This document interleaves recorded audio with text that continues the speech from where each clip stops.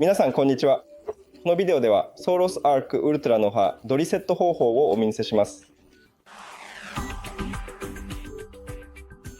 最初にデバイスのコードを慎重に抜いてから再度しっかりと差し込みます。その後 Bluetooth ボタンを直押しし続けてください。すると LED ライトがオレンジ色、白汁に交互に点滅し始めることを確認する必要があります。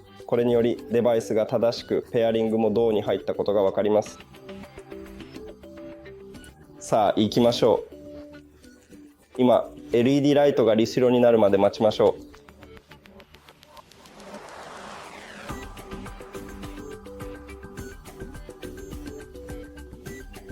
さあ成功しました。このビデオをご覧いただきありがとうございます。気になったと思ったらチャンネルの購読とビデオへのいいねをお願いします。私たちにとって重要です。またお会いしましょう。